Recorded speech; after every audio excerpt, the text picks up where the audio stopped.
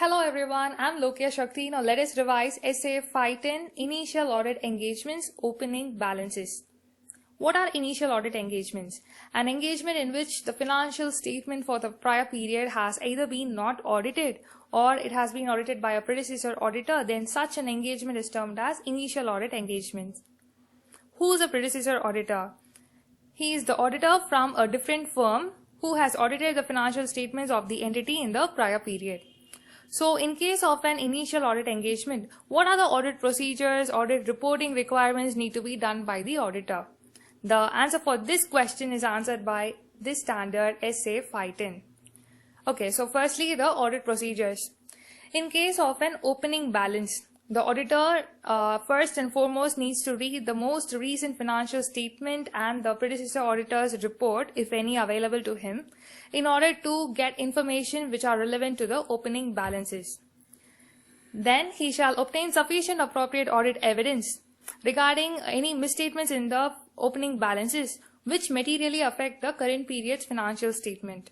In order to obtain such evidence, the auditor needs to verify whether the closing balance of the prior period has been correctly brought forward to the current year and whether any adjustments have been disclosed in the prior period. Next, he needs to check whether the accounting policies have been appropriately followed in the opening balances. Then he needs to perform various other procedures, such as he shall pursue copies of the audited financial statements. He shall evaluate whether the audit procedures for the current period provide an evidence for the opening balance. He shall also provide specific audit procedures to obtain evidence for the opening balances. In case if the auditor has obtained sufficient appropriate audit evidence regarding a materially misstated opening balance, then he shall perform additional audit procedures to determine the effect of such material misstatements.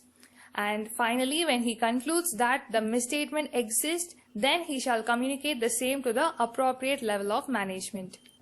Secondly, the auditor shall look into the accounting policies. He shall obtain sufficient appropriate audit evidence regarding the consistency of the accounting policies that has been followed by the entity. In case whether changes has been brought in the policies, the same shall be properly accounted and adequately presented.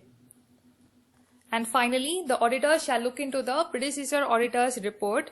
In case of the predecessor auditor has given a modified report, such as a qualified report or a disclaimer of report, then he shall evaluate the effect of such matter in assessing the risk of material misstatement in the current period's financial statements. So these are the audit procedures required to be done by the auditor. Next comes the audit conclusions and the reporting. Where the auditor is unable to obtain sufficient appropriate audit evidence in order to provide a basis for the opening balance, or where the opening balance itself is materially misstated and its effect is not properly accounted for, then the auditor shall give a qualified or a disclaimer of opinion based on the circumstances.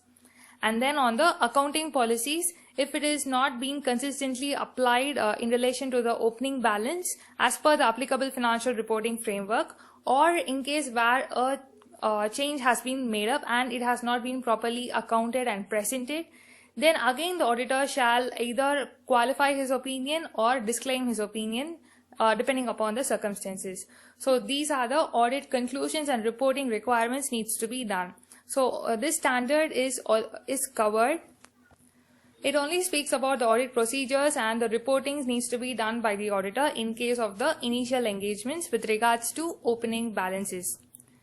So I hope this was useful. Thank you for listening.